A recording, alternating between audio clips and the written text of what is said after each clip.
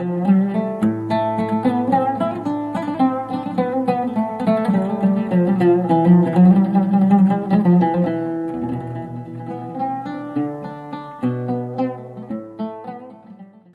الله الرحمن الرحیم الحمد لله والصلاة والسلام على رسول الله. عزیزان سلامی خدای گەورەتان لەسەر بێ. سپاسی خوا دەکەین کە دەرفەت و تەمەن و ماوەیداین لە ئاڵقەشتری تازەی بەرنامەی بەفەڕ بە خزمەتی ئازیزانمان بگەینەوە. خوای گەورە لە پیت و فەڕ و بەرەکەتی خۆی بێبەشمان نەکا، غەرقی ڕەحمەتی خۆیمان کە.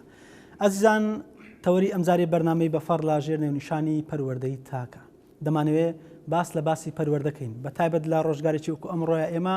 لە ڕێدانێکی زۆرمان هەیە بۆی کە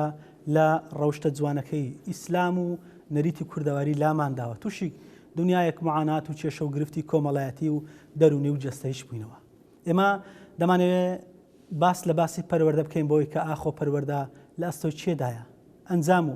بەرهەم و بەروبوومی پەروەردە بە کوێمان دەگەێنێ، ئەو ئەستەنگانی کە دەهێنێ پێشێ تاک چۆن پەروەردە بکەین، مەسئولیەتی پەروەردە لەسەر چێ واجبە و چۆن بتوانین تاک ئاوا پەروەردە بکەین تا کۆمەلگایەکی تەندروست و جوان وەدەستبێنین. بۆ تاتوێکردنی ئەم باس و بابەتە لە خزمەتی ڕێزدار جەنابی مامۆستا داوت ئەحمەد سوورچی، پێشنەژی وتارخوێنی مزگەوتی بەورکان لە ناحیەی خەلیفان. مامۆستا جان سەلامی خوای گەورە لەسەر بێ. رحمة الله گەلێک بەخێر بێ سەرچاومان، سپاستانەکەین إن شاء الله. پێشەکی بسم الله الرحمن الرحيم الحمد لله والصلاة والسلام على سيدنا ونبينا محمد رسول الله. الحمد لله الذي أكمل لنا الدين وأتم علينا النعمة، وأصلي وأسلم على المبعوث رحمة للعالمين وعلى آله وصحبه أجمعين ومن دعا بدعوته إلى يوم الدين. أنقول قلق بخير بن سرتاومان سباستان إن شاء الله. داواكارن لخوای پروردگار كتمني هم لا يكمان بر خير وبركات بكات إن شاء الله لو خدمتي آيني بيروزي إسلام. أما أمتي پیغمبر صلى الله عليه وسلم خاوني زور صفتي برزو روشتي جوانين بتابتيش كخوای پروردگار هدايتي داوين هل لو رجوا كخوای پروردگار حضرتي آدم دروس کرد حتى وكو آخر بشرش پرسیار و ڕام ڕوو ئەدە لە ژیانی بەشەردا، هەلا دروستبوونی حەزرەتی ئادەمدا پرسیار دروست بوو لەلایەنی مەلایکەتەکانەوە فریشتەکانەوە کە پرسیاریان کردی یا ڕەب العالەمین حیکمەت چییە؟ ئادەم دروست دەکەیت. ئەمەش دەوێت پرسیارکەمەوە پەروەردەی تاک چەندە پێویستە بەتایبەتی لە ڕۆژگارێکی وەکو ئەمڕۆدا؟ یەکێکە لە واجبانی دین، لە واجباتی ئیسلام بەتایبەتیش کە پێم خۆش بوو بابەتەکەی لە بناغێکی جوانترەوە بینم، ئەوجا بەس بناو بابەتەوە کە خوای پەروەردگار هەریەکی لەو پێغەمبەرانە کە ناردیە لە حەزرەتی ئادەم ڕاکە ئەمە باسی پەروەردە و بیر و باوەڕ و عەقیدە ئەکەین.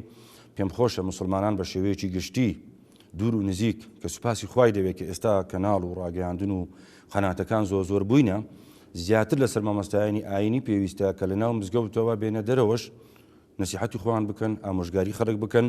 و هەوڵ بدەین کە ڕاگەیاندنش ببیتە بەشێک لە واجباتی دینمان، بێژگە لە ڕۆژی جومعە، بێژگە لە وتار. جالبر ئەوەی کە پێغەمبەری نازارمان صلی الله عليه وسلم فەرمی ئەدەبەنی ڕەبی فەئەحسەنە تەئدیبی، خوای پەروەردگار منی فێری ڕەوشت کرد بە باشترین شێوە. زەکاتێک ئەو پێغەمبەرە خۆشەویستە لەلایەنی خوای پەروەردگارەوە پەروەردەکرایەوە و ڕەوشتی جوانی پێشاندراوە و پێ فەرمی وئینەکە لەعەلا خولوق عەظیم. ئەو خولوقە ئەو ڕەوشتە جوانە کە پێغەمبەر لەسەری بووە دەبی شوێن کەوتوانیشی مسلمانانش بەزانا و نەزانیشەوە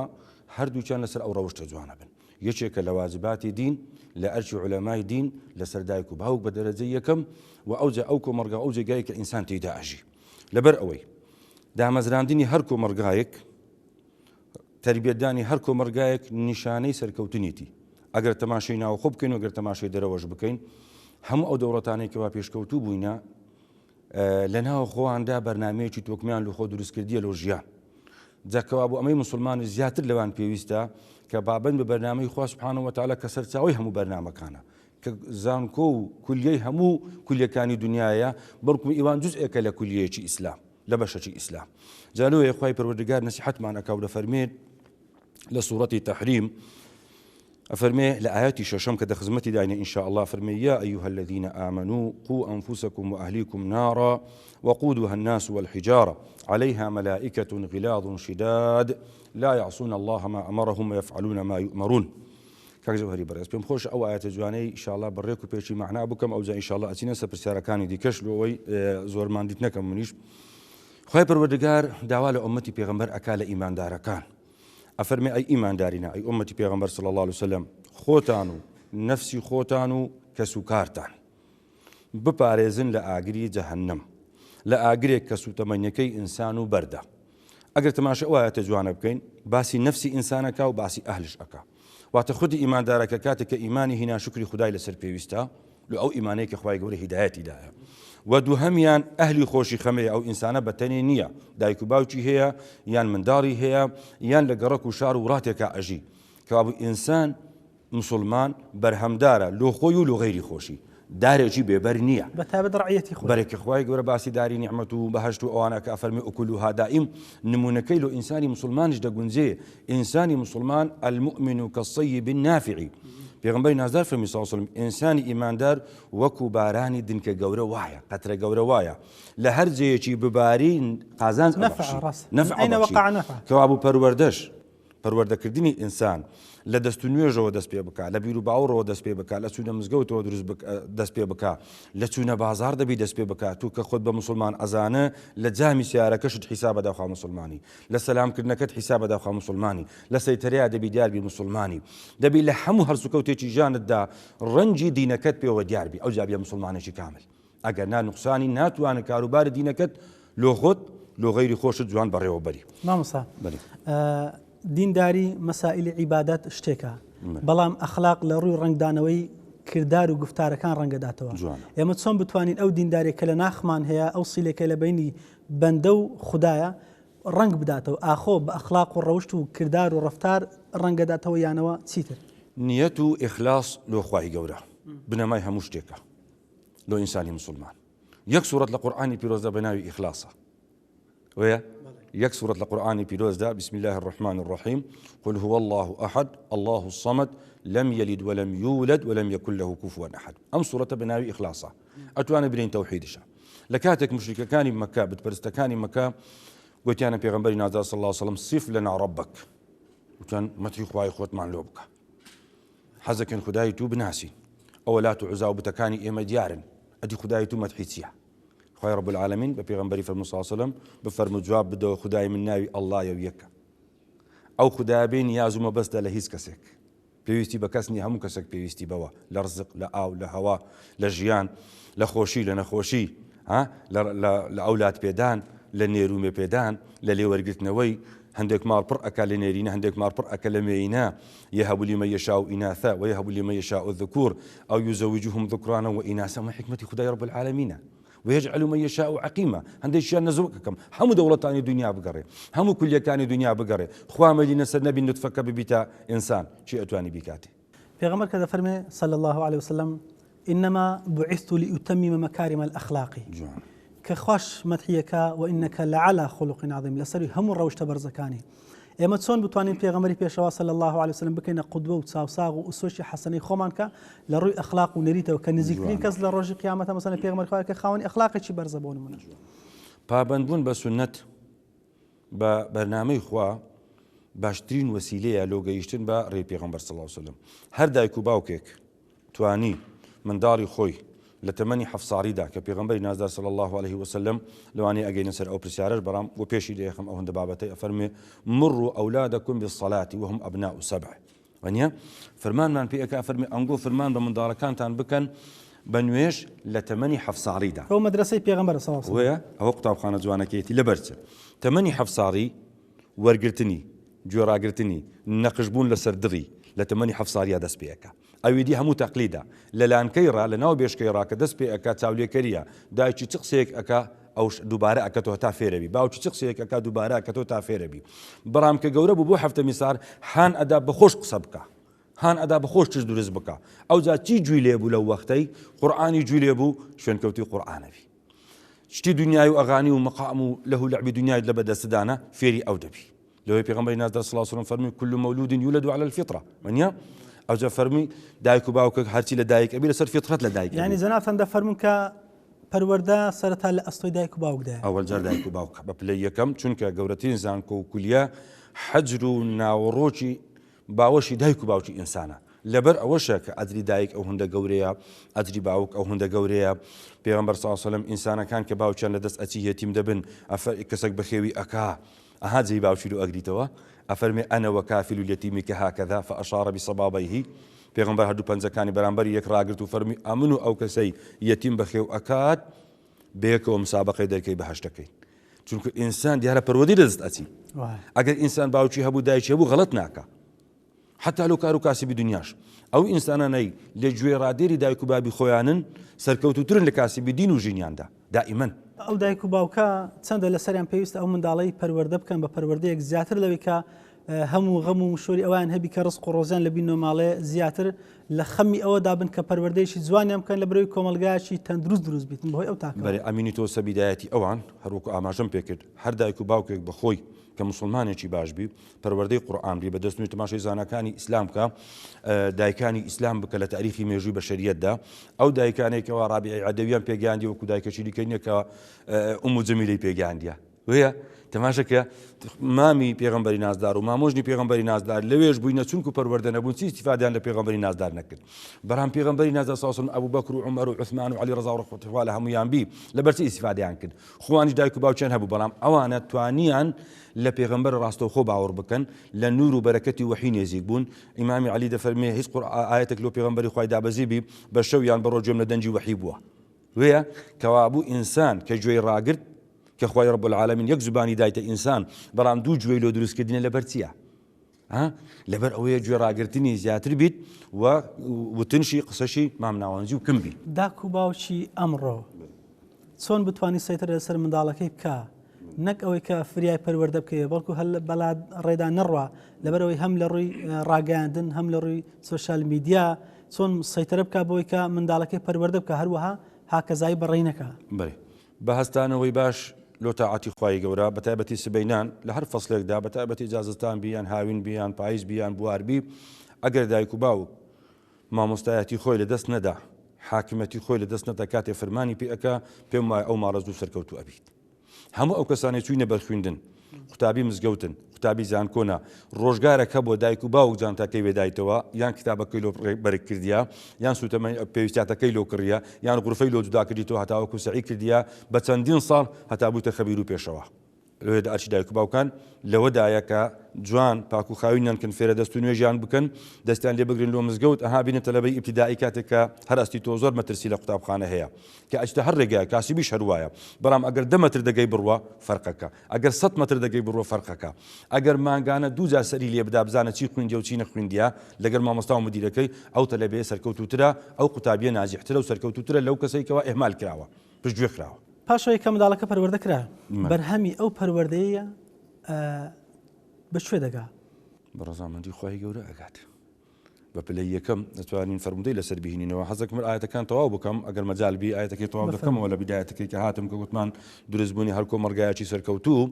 خوای پەروەردگار فەرمی ئیماندارینە ئەنگۆ خۆتان و نەفسی خۆتان بپارێزن لە ئاگرێک کە سوتەمەنیەکەی ئینسان و بەردە چونکە چەند مەلایکەتێکی فروستادەی خودای رب العالمین لەسەر ئەو ئاگرەینە غیلاظ و شیداد دوو سیفەتیان هەیە ئەم مەلایکەتانە ڕوحم بە ئینسانی کافرش ناکەن وتەی یەکەم فەرمودەی یەکەم کە فەرمێ غیلاظ بەرامبەر بە ئینسانی کافرە خوای گەورە بەرامبەر مسلمانە بەکار ناینی بەڕاموشەی شیدات بەهێز و بەتوانە لەوانەیە لە ئینسانە گوناهبارەکانیش تاخیر ببن عقوبیان لێ وەربگیرێتەوە بەڵام وشەی یەکەم کە خوای پەروەردگار فەرمێ غیلاظ واتە زۆر بەتوند و توانانە یعنی هەر هیچ ڕحمیان نییە سبحان الله العظيم كذا ملائكتك بخوا بنيري كلا زي تشكي قرآني بيروز دا فرميت خذوه فغلوه ثم الجحيم صلوه ثم في سلسلة ضرعها 70 ذراعا فاسلكوه لا سندي أو حديثة لا تفسيري أو حديثة دا فرمي 7000 ملائكة خواي جورا آمادية بوغرتني يك كافر إذا خوا قردو كز بهن أما بقرين تنجاوا بين يكسش بها بري لا بشتواني حكمتي جورا بإنسان دا ترسي حزري خوي دكي وكو إنسان أدي أجر 7000 جاران دو دستيت لو به 140,000 دو دستيت لو به زان سنزوركا قلق زوركا خوي رب العالمين أم آية بقوتي له إنسان كافر نارديا أم ملائكتي له أو إنسان كافر نارديا كوابي فرماني خو أكن لبرأوي دسكاري حاكميتي خو أكن دسكاري بروردة أكن دسكاري بريوتوني جيان أكن چونك خوي يقول القرآن آيات كتير فرمي إن شر الدواب عند الله الذين كفروا فهم لا يؤمنون خراب ترين بيرو لسر زويدا كبي بيو بروا بباوركانا چونك إيمان ناين خوانا فرمي فيلي بزررا خوانا فرمي برازي بزررا خوانا فرمي جورجي بزررا أفرميته الذين كفروا فهم لا يؤمنون بباور زرر من دي سرزوية مسلمان هونية مسلمان آودانا كاتوا بأخلاق جوان بروشتي جوان ببناي جوان بپروردي جوان بزادي جوان بزانكوي جوان بمزقوتي جوان ببازاري حلال بە بازاری ڕێک و پێ کە زەرەر لە خەڵک نەدا ئەو بەرهەم پەروەردەیە بەرهەمی پەروەردەیە ئەگەر ئەوانە تەماشەکە لە دنیادا چاوەڕێ بکە بڕۆ تەماشای ئەخبار و هەواڵەکانی دنیا بکە هەموو ئەو کەسانێکەوە ئیشی خراپ دەکەن کردەوەی ئەنجامەدەن قەتل عام دەکەن فەرق بە کچکە و گەورە ناکەن بە دوژمن و غێرە دوژمن ناکەن لە کوشتندا هەموو ئەو کەسێ پەروەردەی سقەتە لە دایک و باوکێکی تەواوە ناتیە ئەگەر ئینسان ڕوحمی هەبی ئیمانی هەبی ویجدانی هەبی درۆنەکە خیانەت نەکە ئەکو دەتوانی خەڵک لە گۆترە ئیبادە بکە کەواتە بەرهەمی ئیمان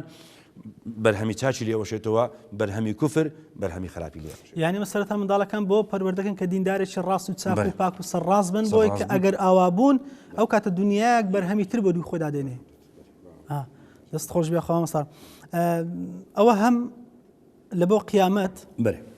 دەکرێت بزانین بەرهەمی چ دەبێت لە دنیا زانیمان کە کۆمەڵگەیەکی تەندروست بەدەستێ بۆی ئەو پەروەردە جوانەیە کە دەیکرێت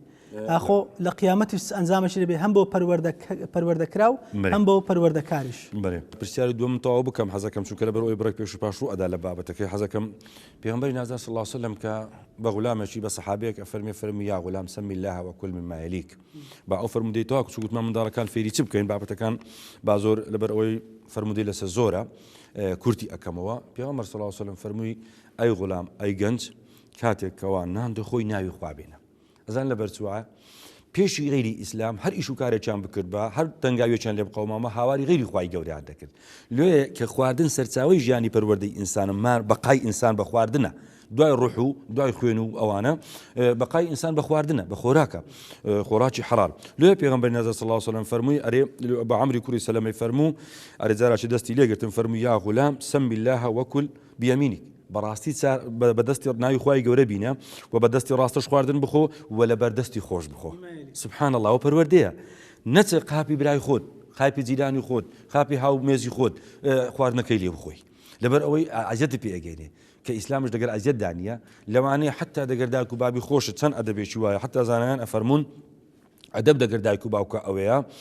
دەست لە خواردنی وان مەدە بێ ئیزنی وان با ئەو پێت برێن بخۆ حتا دایک و باوکت لە حەیاتدایە پێشیوانش دەست پێ مەکە سبحان الله لە شەرحی ولا تقل لهما أوف ولا تنهرهما هەرچوون و ئۆف جاری واهێتە بێ زەحیە بە ئێشی خۆت بدەی با دایکت تەنگاو نەبی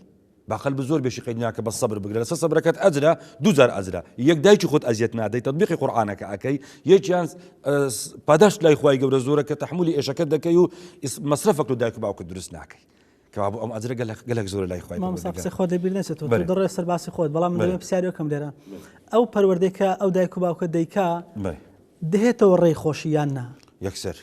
مستحیلە مادام خوا هەر کە تەمەنیشان بە ساڵات دێتەوە ڕێیان مستحیلە کە ئینسان خوا تەمەنی پێدا ئیلا بەرهەمی تەمەنی خۆی دەبینیتەوە بەرهەمی ئەو پەروەردەی دەبینیتەوە و هەموو ئەو وەکو ئیشارەتم پێکرد کەسێک لە جێگایەک پەروەردە نەبوویە لە گۆترا دایک و باوکە پەروەردەی نەکردبی مامۆستایەک بە سەعات لە گەریدانە نیشتبی ئینسانەکە عالمە مامۆستای ئاینی ئێستا ئەم و کە لێرە دانیشتینە بەیەکەوە ئێستا قیمەتی ئەو ئاەت و حەدیثانە زانم کە مامۆستا چەند بە من وماندی بووە بە سەعات لە سەعات 8 سیبیانە دانیشتێت تا 12 مامۆستای وا هەبووە سڕەمان گرتیا جاروە بوو شەڕمان کردی لەسەر ئەوەی کە ئەتو لۆ چل دەقەت تێپەڕاند لۆ 25 دقە نەبوو دەرسەکەت باوەڕتەبی زۆر جارەگە فەقێ و دۆستەکانی خۆن لێک عێدز دەبووین لەسەر مسابقەی دەرس بەبێ ئەوەی مامۆستا عاجز ببی حتا بانگ ئەدرا مەگەر بەکاری دەست و نوێژ نەبی دەنا مامۆستای بەڕێز ئەو کاتە مێزش نەبوون بالیفمان دانا کە ئەبینە سەرین بەخوا با دوو بالیفی دانا بەرامبەری چاوی خۆی بەرامبەر عینەکی خۆی کە دەرسەکەی لۆ شەرحەکردن وەکو مەغزنێک وا بوو وەکو کولیەیەک وا بوو ئەمە ئەو تەواو دەبوو ئەویدی دەهات ئەو تەواو دەبوو ئەویدی دەهات ئێغێر کەسێکش ئەوی پەروەردەکردیا ئەگەر ژیانی زانایان بجێڕینەوە بەڕاستی غوربەتێکی زۆرمان لە دروست ئەبێت کە ئومەتی ئیسلام زانایانی ئیسلام چەند مادی بووینە بەو ئومەتەی بەلاشش نییە بەوەندە بێتە سەدەقەی زاریە بەوەندە بێتە سەدەقەی بەردەوام علم ينتفع به پاشی مردنش پێغەمبەری نازدار صلی الله علیه وسلم ئەی فەرمووی چەند شت هەنە لە دوای مردنی ئینسان یەکیان وەلەدی صالحە ونیا کە دوعای خێری لە ئۆکا یەکیان علمە یەکیان سەدەقەی زاریە ئەوانە هەمویان هۆکاری پەروەردەبوونی تەواون هەر کەسێکش پەروەردەبوونی تەواوی نەبی هەم سەدەقەی لەدەستەچی هەم عیلمی لەدەستەچی هەم دوعای خێشی لەدەستەچی بەرکم تەماشەکە کاتی باسی هەر سەحابەیەک پێغەمبەرەکەین دەڵێن رضی الله عنه باسی هەر پێغەمبەرەکەین دەڵێن سەلامی خوان لەسەر بی ئەدی باسی بێدینەکان زاڵمەکان تاغوتەکان ئەڵێن عەلەیه اللعنە وەیە دەڵێن لعنەتی خوای لێ بی چونکە چی نەکردیە وەنیە شوێنکەوتو شەیتانن لێ وایە ئەی بەرام ئەوانی دیکە ئەو سەلامەی ئەوان پێڕەواندرابوون ڕەوانەکرابوون لۆ چاکەکان سەلامەکەی دووبارە ئەکەیەوە سیفەتی خودای گەورەی ناوی خوای رب العالمینە ئەها ئەفەرمێ سەلام على نوح في العالمين سلام قولا من رب الرحيم ئەها دەرکەی بەهەشت هەسەلام هەتا سەلام عەلەیکم طیبتون ها دەرگاکانی باشە هەر بەوەیە جالەوەیەوە ئەو فەرموودە جوانەکانی پێغەمبەر بوو صلی الله عليه وسلم کە فێری کردین فەرمووی کاتێک کە خواردن دەخۆی برێ بسم الله الرحمن الرحیم بەڕاستەش دەست پێ بکە لەبەردەستی خۆش بخۆ ئەها فێری قانونشمانەکە اقتصادی ئابووری ئەدەب هەمووی تێدایە لە وشەی میمایەلیکە زۆر ئەدەبی گەورەی تێدایە ئەگەر ئینسان لێی هودبیتەوە یعنی لە قاپێکە خوای پێغەمبەری نازان صلی الله عليه وسلم فێرمان بکە غەدر لە قاپێکی 5 سانتیم 10 سانتیم نەکەین ئەگەر قسعش بوو دەست نەبێتەوە لای خۆت لا بەپرس نەبی مەگەر بڕایی تو یان مەسەر نەخۆش بیشتەکە دەنا لە ئەدەبی دینە دەستبردننی تێدا نیە چ جای ئەوەی دەستۆ مەغزەنی وڵاتێک ببەی چ جای لە سەرۆت و سامانی وڵاتێک ببەی زانانی ئەگەر بووینە ئەهلی ئەو دینە ئێمە خواردنێک تربێمان دەکا بۆ منە چۆن بیخۆین ئەو کاتەکە منسەب و کورسیەکت وەرگرت ئەو کاتە زۆر ئەو لاترە بەوەی بە جوانی بیپارێزی ئەو کاتە سەیدنا یوسفمانەوە بیدێتەوە فەرمی قال اجعلني على خزائن الأرض إني حفيظ أو جا عليم حفيظ واتە پارێزگاری لێ ئەەکەم وەزانیاریشم بەرامبەر هەیە هەر گەلوونەتەوەیەک بیەوێ سەرکەوتوو نابی لە ڕێی پێغەمبەران تێپەڕی هەر گەلوونەتەوەیەک لە ڕێی پێغەمبەران بوو بی سەرکەوتوو بووە دین دنیا سیاست قووەت ئەرز سەربەخۆی ئازادی هەمووی وە دەستکەتیە هەر گەلوونەتەوەیەک لە ڕێی هەر پێغەمبەرێکی لادابی لەسەر دەمی خۆشیدا لە زەرەر بووە ناوبانگشی ڕەش بوویتەوە ئیلا بە خراپە نەبی هەوە هەر گەلوونەتەوەیەکش بەگوێی پێغەمبەری خۆی کردی بجا بەقەدەر پێگوێکردنەکەی ئیلا خوا گەورەی کردی ناوداری کردی لەبەر ئەوەی سەیدنا یوسف کاتێک کە خوای گەورە و حکمت و معجزەیەک ئەینێریتە میسر خۆ میسر وڵاتێکی گەورە بووە بەنسبەت ئەدەوروبەری خۆی ئەم پێغەمبەرە خۆشەویستە لەبەر ئەوەی ئێدێ شیرشی لێ بووە گوناحی لێ بووە ئیسرافی لێ بووە ئامون هوتێپی لێ بووە هەموو ئەسنامەکان هەموو شتەکانی دیکەی لێ بووە پەیکەر و ئاسار هەموو شتی لێ بووە خۆ بەڕام خوای گەورە ئەزانی ئەوێ جێگەیەکی لە شیرکە زۆر دەرەجە خراپ ڕۆیشتیە و لە ئابووری دنیا لە ئەو سەردەمش ئابووری خەڵکیشیان گرتیە لۆی خوای رب العالمین باشترین کەس دەکاتە پێغەمبەر و دەینێریتە ئەوێ ئینسانێکی واش دەنێریە فەرمی حەفیظم و عەلیمشم واتە پارێزگار ئەکەم لە ڕزقتان و زانیاریشم بەرامبەر بە ڕزقی لە ڕێی وحی خوداوە سبحانه وتعالى تاکە نەفەرە کوتوانی ئەو ئومەتە بگۆڕی کە لە کوفر بوو دەیان گوت ئەنا ڕەبکم الأعلا بۆ نمونە پەروەردە و گەورەی لەلایەنی خواوە پەروەردەی زۆری تەواو بووە وەنیە پەروەردەی زۆری تەواو بووە بە قۆنا خودای گەورە ئەو پەروەردەیە پێشاندا تەویلی ئەحادیث وەنیە دیتنی خەونێکی جوان کە خەونەکەی دیت نیشاندانی ڕەوشت و نێریتێکی جوان نیشاندانی ڕەوشت جوان بوو لە ماری مەلیکەکەی کە گەورە دەبیت ئەخلاقی وا دەکات کە ئەوە بە کەلشتی گەورە دەهەی ڕەوشتی جوانی بە ئەدەبی جوانی نەزەر نەکردنی جوانی دابەشکردنەکانی ناوماڕەکانی کە ئیش پێویستاتی ئەرزاکان پێ پاراست تەماشایان کردێ فەرق بە فەقیر و دەوڵەمەند ناکە لەوەڕە ئەو پلەی وەرگر کە برێ اجعلني على خزائن الأرض وەختی ئەوەم هاتیە بمکەیە خەزێنەدار ڕەوشتی ینی ڕوخساری چەندە جوان و ڕەوشتی ئەوەندە جوانتری کرد ڕاست هەردووشانی دین و ژینشی جوان کرد ئەوەی کە پێغەمبەر پێمانە فەرمی صلی الله علیه و سلم زیاتر کە بڕۆیتەوە سەری مامۆستا بەرێ ئەوەی کە ئادابەکەی فێرکردین فەرمی ئەگەر لە بیرشتان کرد لە کاتی خواردندا ئەوەندە گرنگە پێغەمبەر فەرمی صلی الله علیه و سلم ئەگەر لە بیرتان کرد ناوی خوای گەورە بینن برێن بسم الله ئەوله و ئاخره لە چێ دێوە بیرتان هەربیڵێ ناوی خوا لە بیر نەکەیت چونکە هۆی داخلبوونی بەرەکەتە لە ڕزقەکەتە و لە خۆشتە لە خوازانینیشە لە خوداناسینیش لە بیر ناکەیت چونکە کاتێک کە ئینسان و پێغەمبەر فەرمی صلی الله علیه و سلم بشکری تدوم النعمة ئینسان ئەگەر سوپاسگوزاری خوا بوو نیعمەتی لۆ بەردەوام بیت ئەو خەڵکەی کە خوا ڕزقی لێ وەرگرتیتەوە و ئیمتیحانی کردیە دیارە کێشەیەکیان هەیە لە پەروەردەیە کێشەیەکیان هەیە لە ئیمان و عەقیدەیە لەبەر ئەوەیە کەوا ئیمتیحان ئەکرێن و بەشتی دیکە بەشتی قورستر ئەوجا پێغەمبەر صلی الله علیه و سلم فەرمی کاتێکەوە بیرتان هاتەوە برێن بسم الله ئەوله و ئاخره ئەوە فەرموودەی جوانی پێغەمبەری نازان صلی الله علیه و سلم و حتی لە ئاو خواردنەوەدا ئەفەرمێ کانە يتنفس في الشراب ثلاثا کاتێک کە ئاوی ئەخواردەوە پێغەمبەر صلی الله علیه و سلم پشی لە بینی ئەدایە بە سێ قوم خواردیتەوە سپەلچی جەرجی دڵی مەعیدەی ئەزیەت نەخوا ئینسان چۆن پەروەردە ئەکا پێغەمبەر صلی الله علیه و سلم لە پەرداغێ ئاوا ئادابت لۆ دائەنێ یعنی بەشی خواردن بەشی ئاو بەشی پشی دانش ئەو هەموو لەو حەدیثەی وەرەجی حەدیثی پێغەمبەر صلی الله علیه و سلم ئەوەی کە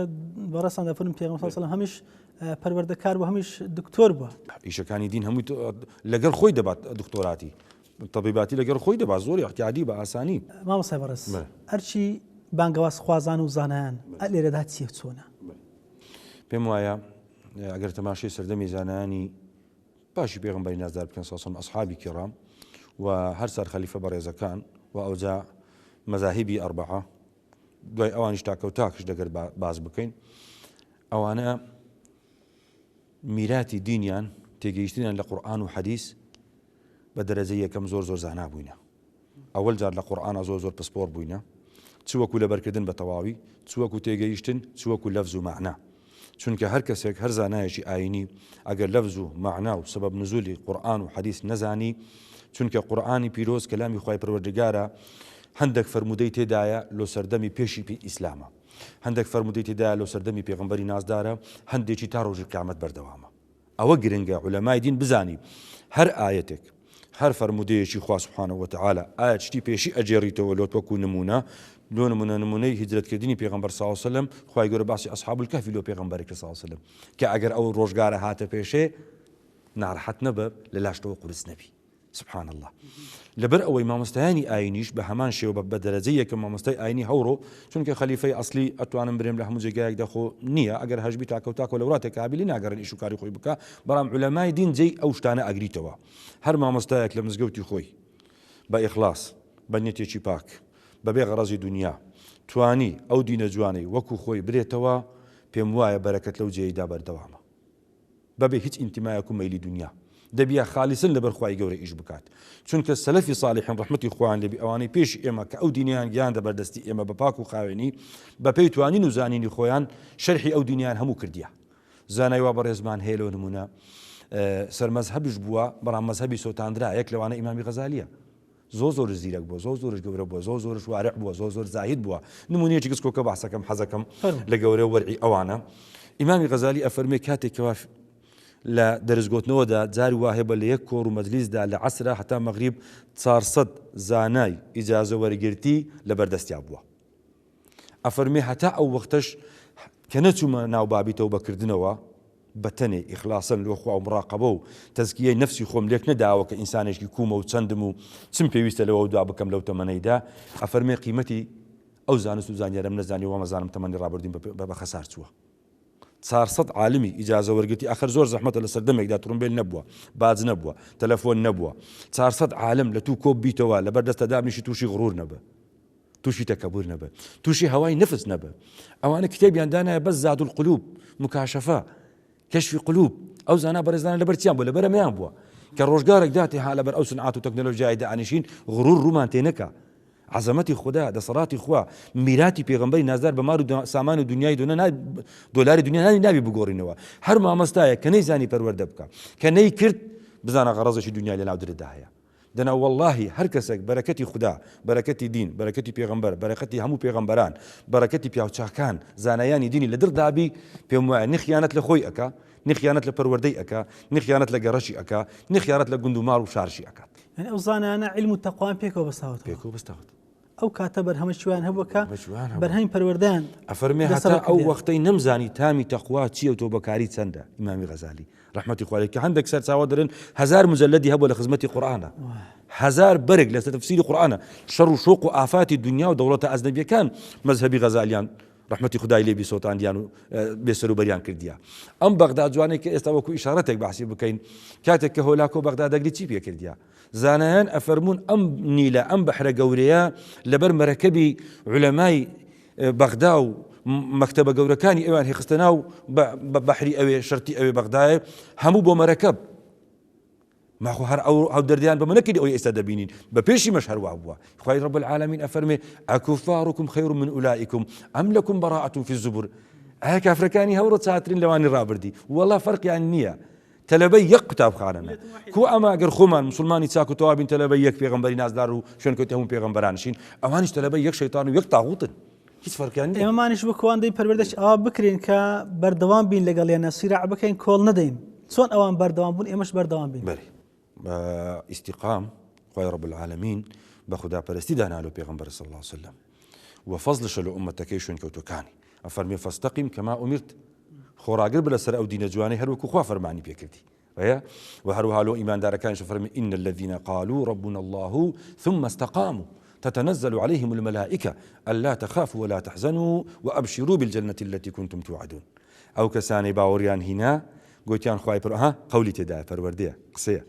إن الذين قالوا ربنا الله قولا هي بإقرار بزبان بأشكرا لبرأو طاقة زبانة هبي أقلنا كرولالش إيماني لي ولا جيريت دروست بمسلمان دابدري بإشارات بري مسلمانم حتى ولي أمرك نكاح دكاه ما دام كسي دين أبو نكاحك إلا أو كرولاني بإشارات كقوتي رازمة ئەتوانین نیکاحەکەی لۆ بکەین حتا سکوتیش سکوتیش بەرێ نامەقصد لە وەلی ئەمریکای جارە ئیقرارەکەی وەلی ئەمریکا بکاو نییە بەنسبەت تەڕەفی ژنەوە دەبی وەلی ئەمریکا کەڕوولارش بەڵام بە ئیشارەت ئاگای لێ بوو کە ئەوە نیکاحە ڕەمزەکی دا نیشانەیەکی دا کە نیکاحەکە دێت تەماشاکە چەند جوانە ئەو ئیستیقامەی بەرهەم پەروەردەیە پەروەردەیە ئەفەرمێت ثم استقاموا خۆراگر بوون لەسەر ئەو ئیمانێکە گوتیان ئەو جا مەلایکەتەکانی خوای گەورە دەیکەمە کە مەلایکە چەند پیرۆزە خەوی نییە خواردنی نییە زاوزەی نییە بەشارەتەکانی پێدەدات ئەفەرمێ نەترسێن ناڕەحەت نەبن نەوەی کە لە دنیا لە دەستاندا لۆی عادز ببن نەوەی کە لە دوای دەتان هێتە ڕێکا کە قەبر و قیامەتە ئەو جا مژدەی بەهەشتەکە شا بدەی نە لە قەبر بترسە نە لە ئەهواڵی قیامەتش دەترسە لەبەر ئەوەی مقاومەی ئیمانت بەقەوەتە هەر کەسەی مقاومەی ئیمان و ئیخلاسی لۆ خوای گەورە بەقەوەت بوو خوای گەورە لێ خۆش ئەبیت و کە ئەرکانی و ئاسان ئەکات و لێپرسینەوەکەشی دەکرد بە کورت دەکاتەوە ئەو کەسێک کە بانگ خوازە مامۆستا و یان پەروەردەکراویش ئەستەنگانێکی زۆر دەهێنە پێش چۆن بتوانین بۆ نمونە ئەو ئەستەنگانە ببڕین و چۆکمان پێ نەدەن بەێ وەکو ئاماژەم پێکرد ئەستەنگەکان وەسائل دەبی بەکاربینی ئەگەر لۆ نمونە ڕاستەوخۆ لە گەڕەشی تو یان لە شاری تو ئەو ئەستەنگە هەیە ئەوەی تو باسەکەی پەروەردەکاریان پەروەردەکار لۆ نبوونە دەبیات جێی بگۆڕی چونکە پێغەمبەری نازدار صلی الله علیه و سلم شریعەتی ئیسلام ڕێی زۆر بەرفراوانە لۆ دین ئەفەرمی ئەگەر دوو ڕات جیرانی یەکدی بوون ئەتوش موسڵمانی لە ناویدا جیرانی یەکدینە یەکیان ڕێی نواجب نسونەت نادا هەردووچیان لێ قەدەغەکرای ئەوە بابی فقهیە دەبی ئینسان شارەزابی لەو بابەتەی ئەگەر یەکێکیشیان گوتی وەڵا کاکە جێی سونەت هەیە بەس جێی واجب نییە لەسەرت واجب بە هیجرەت بکەی لەو جێی کە تێدا لە ئەو جێگایەکەوا سونەتێکی تێ تەطبیقەکرێ چونکە دینەکەت لێ پارێزراوە بی لەژێر یەک سونەتە تەماشاکە کە دارالکوفر و دارالئیمان فەرقی چییە لەبەر ئەوەیە کە ئینسانی مسلمان فقی بە دینەکەی هەبوو دەوروبەری دەبیا بناسی گەڕەشی دەبیا بناسی سوڵتەی دەبیا بناسی جیرانی دەبیا بناسی ئەو جا ئەتوانە بچ واجباتی دینەکەی لێ ئەنجام بدەی ها پێغەمبەری نازدار صلی الله علیه و سلم خۆ جمعەی لەسەر نەبوو هەتا ئەو هەموو ڕێگە گەورەیەکی دەبەرێ لە مەکە چۆ مەدینە لە قوبا لەوێش ئەهلەکە دروست بوو هەمویان ئامادە بوون گوتیان چی خوا ئەمری پێ کردی ئەو جا جمعە دامەزرا 6 کەسە الله ئەعلەم ئەگەر سەهوم نەکردی لە نەقلکردنەکەیە 6 کەس ئامادەی خودبەی پێغەمبەر صلی الله علیه و سلم لە غوربەتایە لە غەریبیایە لە ڕۆیشتنایە مەکەیە پەجێهێشت کە سوکاریە پەجێهێشت یا باشترین عەرزەی خوای پەجێهێشت سوورەتی جمعە لەوێ لۆی دائەبەزی لەبەر ئەوەی ئەهلی ئەرضی هەردووچیانی لەوە ڕێککەت هەردووچیانی خوای گەورە تەقدیر کرد کە بچتە ئەوێ و لەوێ ئافرەتەکە کە ناوی ئوم مەعبەدە گوتی خەرچینە وەرن شتێکی هاکەزای نی ئەوە میوانی من بووە ئەوە نورێکە ئەوە تاجێکە ئەوە خاوەنی پەیامەکە دەستی گیهاندا حیوانێکە حیومەمەڕێکەوە وەختی شیری نەبووە شیر هات باشە ئەوە بە ئینسانی هاکەزایی دەکرێت بە کەس ناکرێت ئەو پێغەمبەرە لەبەر ئەوەیە ئەو پێغەمبەر نازدار صلی الله علیه و سلم جێگە و بقعە و پەروەردەی تەواو کرد ئەو جا خوا جمعەی لەسەر واجب کرد لەبەر ئەوەی ئەرچی زانایانی ئیسلامش بە هەمان شێوە دەبی کە سوکاری ئەهلی جەماعەتی ئەهلی جمعەی زۆر جوار بناسی ئەو جا ئەتوانی خودبە بدە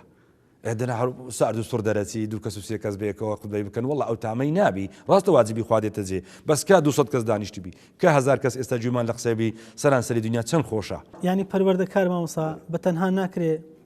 بە ئاسانی لێ بگەڕێ بۆ نمونە لە ڕۆژگاریشی وکەم ڕۆیان ڕاگەاندن هەیە مەسەلەن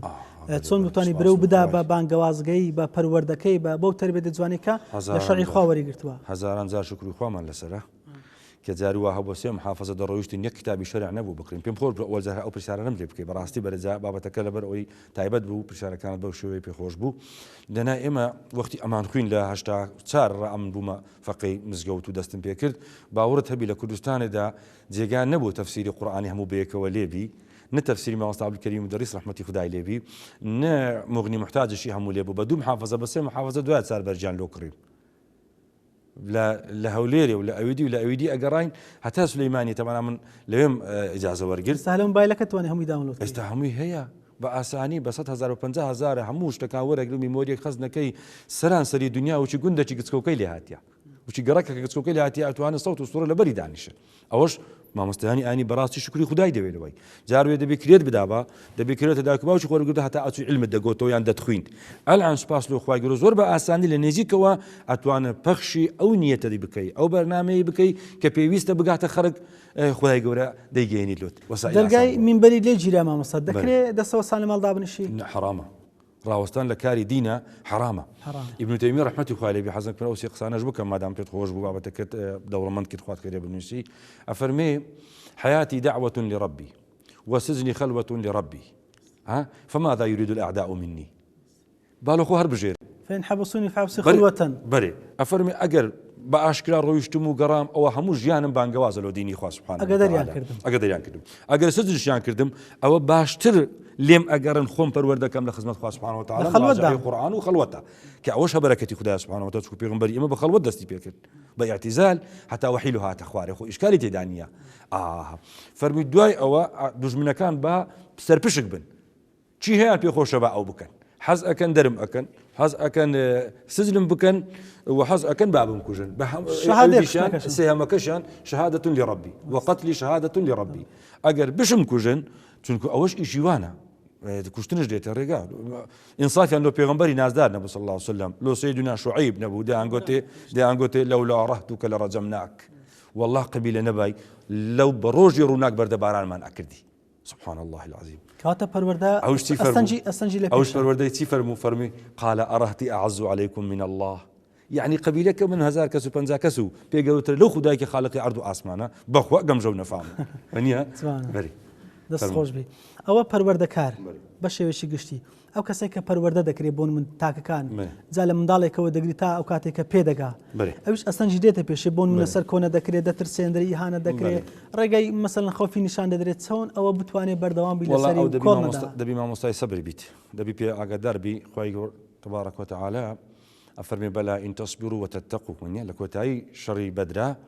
کاتێکەوە مەلایکەتەکانی شیلۆ دەنێریت و نەسرەتیان ئەدا دەفەرمێ سەبر و تەقوا لە هەموو ئیش و کارێکدا ئینسانی مسلمان لە کاری دین و ژینیدا دەبی سەبری هەبی و تەقواش لۆ جوانکردنی ژینە سەبر لۆ خودی خۆیتی خودی ئینسانەکە لەسەر سەبر بوو دکتۆرێک ئەگەر سەبری نەبی مراجعەکانی خۆی ئەزیەت ئەدا دکتۆرێک سەبری نەبی سەبریش بابێکە لە پەروەردە بابەتی زۆر گەورەشە قوتابی گسکۆکەیە لە پێشە تووە جاروێ قڕێژی پێوێت جاروێ جلکی باش نییە جاروێ پێڕایی باش نیە جاروێ دانیشتنی باش نییە دەبیتە شەڕ وەیە چەکەی ئەگەر مامۆستا سەبری نەبی کو ئەتوانین 2 ساعت دەرسی پێشان بدە 4 ساعت دەرسی پێشان بدە کەوا بوو پەروەردە و سەبر پەروەردە و تەقوا تێکهەری یەکن جلک و بەرگن وەکو وەرزەکان چەند جلکوبەرگی تایبەتی پێویستە هاوین جلکوبەرگەی تەنک و ناسچی پێویستە و زۆر ستور نەبی زستان جلکوبەرگێکی ستورتری پێویستە بەهار مام ناوەنجیە پاییز لە بینی هەردووکە هەیە کەوابوو ئینسانی داعی ئینسانی بانگەواز ئینسانی پەروەردەکار کە بێوێ مڕەبی خەڵک بیت دەبیا لە سەبرا ئیجوان بی لە عیلما ئیباش بی و لە تەقوادا پسپۆڕوکی سەرکەوتوو بیت پێغەمبەر صلی الله عليه وسلم مامۆستاکەی خوددا بوو سبحانه وتعالى پێغەمبەریش بووە صلی الله عليه وسلم مامۆستای کۆمەڵێک هاوڵی زۆر بەڕێزکە قودوە و چاوساغ و پێشەنگ و پێشەوان تا ئێمە لە دوای قورئان و حەدیسە لە ئیجماعی سەحابە ڕەئی وەردەگرین پەروەردەی ئەو پەروەردەکارانەی کە ئەوان بە شێوەیەک پەروەردە بوون خۆشیان بوونە مامۆستا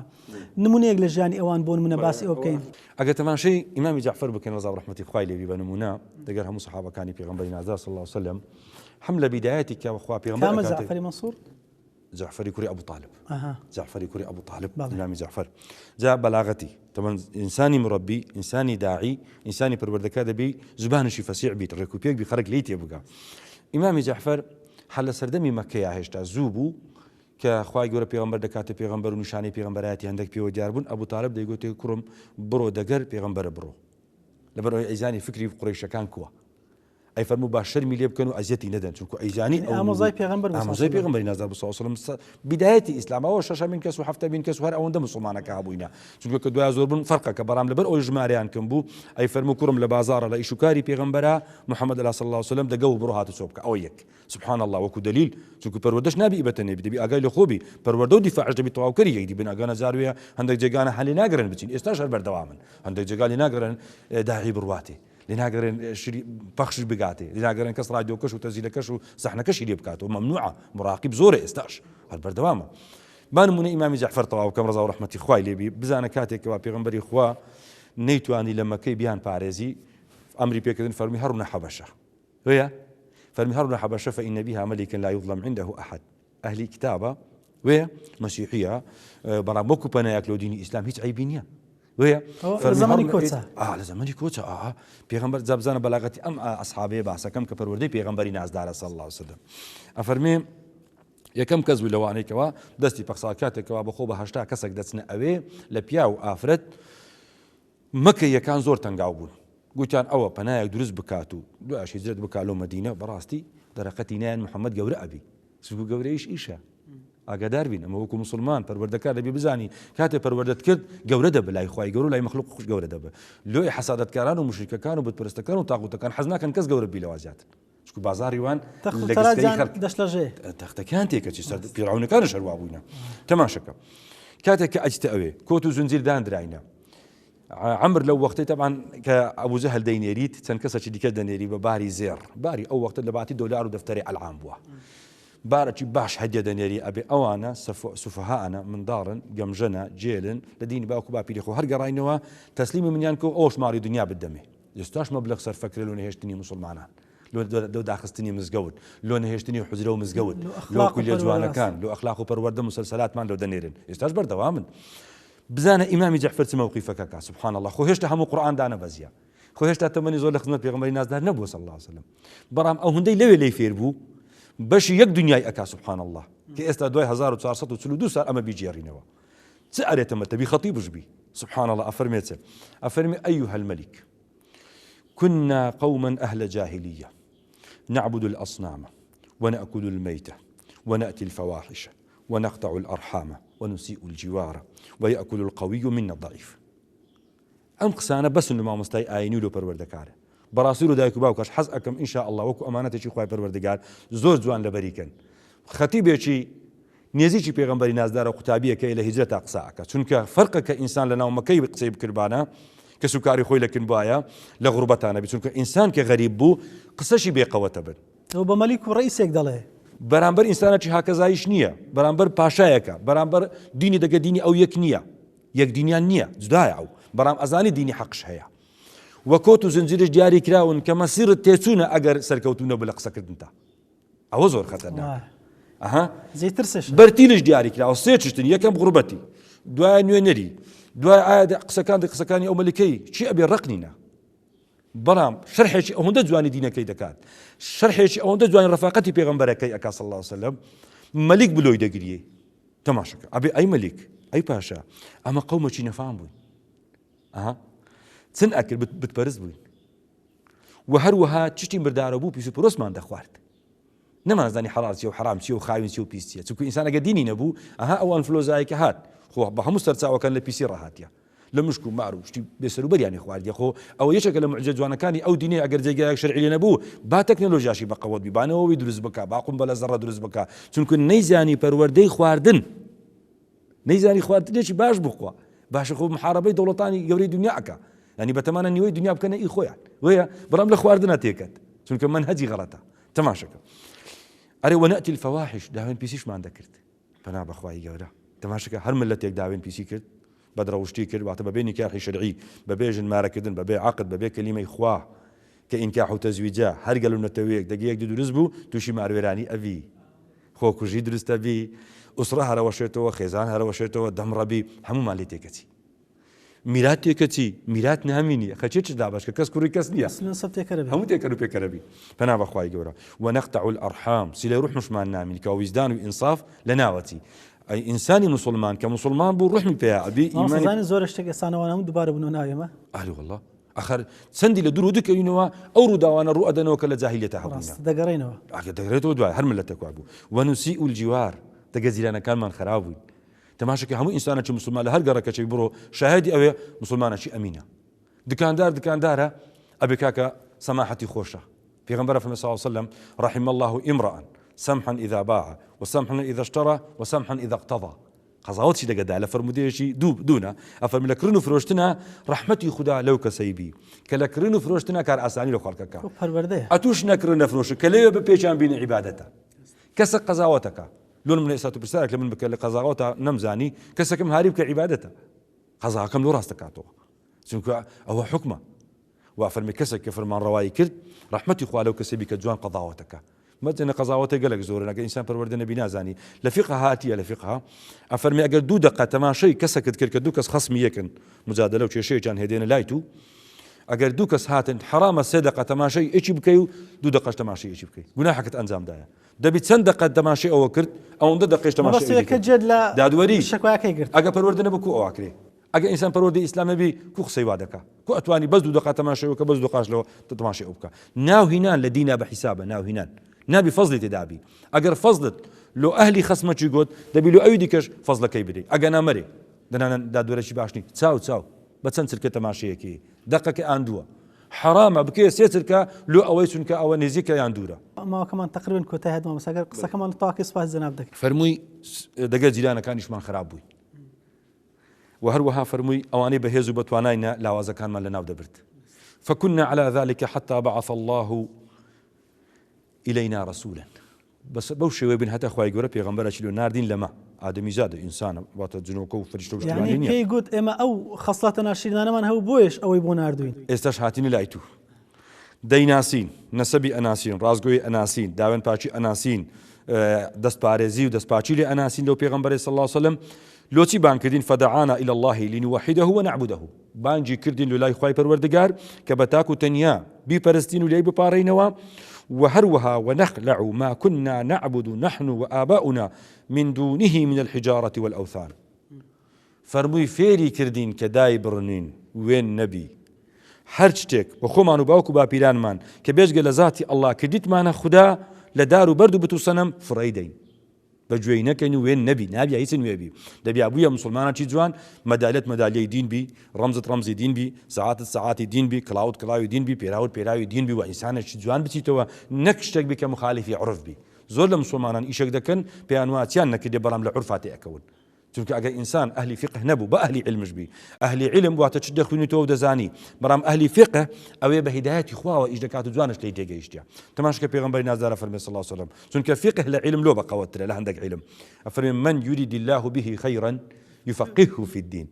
نافرمي يعلمه بتني أفرمي يفقهه في الدين كابو فقه تيجيشتن لأحكام جوانا كان تيجيشتن لوقت أحكام كان تيجيشتن لتطبيق أحكام كان لو بيدو فرمي يفقهه في الدين هر كس خواي جبر خوشي ويست شار زي أكال دين نافرمي بس يعلم دبي بتشكل مع مستاي لألفبا ودس بيبك ولا صبورة جوان رامي لشاشة جوان رامينه أو زل قال ما مستاكف أوجه التقوى اتقوا الله يعلمكم الله التقوى داربي أوجه خواي جبر بيشان ده فرشت أكاد أوجه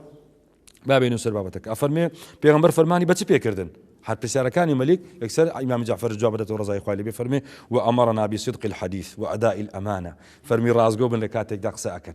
سبحان الله رازقوي ماشي سركوتنا بنا ما يسركوتنا لو هم قالوا نتويك هم قالوا نتويك توشي تشينا أخو أبي لدروات وشبي مع العلم ما مستعاني إما زانياني إما بيشواني إما زار واهي بابي درو زور درانك بحثكين كاك بينا بيش لەسەرمانە درۆکردن لۆ خەرچی زۆر کارە چەکە لێت ئەدرێ کەسێک درۆ ئەکە بە درۆ بێت بەرۆزدەر بیناسێدا عیبادەتە نەک برێ وەڵا گوناح و غیبەتە مادام درۆیە و تەبلیغ کرایە و دینی پێگەیشتیە کاکە برێ ئەوە جار درۆ ئەکە جاری وایە حکومەت و دەوڵەت لەسەر درۆ بنیاد دەنرێ ئەوە کارە ساتەکە لێرەیە و فەرمووی ئەمانەت ڕازگۆ بن و قسەتان باش بی و ئەمانەت پارێزراوەش بن وەسیلەی ڕوحمەش ئەنجام بدەن و دەگەدەر و جیرانی خۆشتان زۆر چاک و باش بن واللهی هەر کەسێک شاهدی ڕاستی دا و ئەمانەتی پاراست و سیلەی ڕوحمی پاراست واللهی دەوڵەتە ئەجنەبیەکانش زیاتر متمانەی پێکەن واللهی غەیرە دینش ئەوەندەی ئیسیفادە لەوە ئەکە دەگە درۆزنێکا مەعامەلە نەکا دەگە ڕازگۆیەکا مەعامەلەکە سەرکەوتوترە هەم خۆشەویستی بە هەشتەکانی خۆشی پێ پارێزی ماوەکەمان کۆتای هەدمەوە بەڕێژێک بوون و کۆتایی بوون دینی خوای گەورە کۆتایی نایێت بەرەکەتی ئەو دینە جوانەی خوای گەورە هەموو لایەکمان موفق بکە ئینشاءالله مامۆستا داود ئەحمەد پێشنەژ و تارخوێنی مزگەوتی باورکان لە ناحیەی خەلیفان زۆر سپاسی جەناب دەکەین عەزێتمان دای خوای گەورە خێر بنووسی داواکارین لە خوای گەورە کە بەرەکەت بێخیتە هەموو ئەو کردار و گفتارێکە کردیتمان و یا بەتەماشین لە خزمەتی دابین لە دینی خوای گەورە موفقی دنیا و قیامەتمان بکات و ئەو قەناتەش بەردەوام بیت و دەگە قەناتی هەموو مسلمانان فێری چاکە بین و چاکە پەش بکەین يأكل طيبا ويخرج طيبا بوكم يشهنجون وابين قصي باش بكينو برهمي باشش خرب بكينو دواي أوش ببخشينوا أوش بتوفيق إخوة به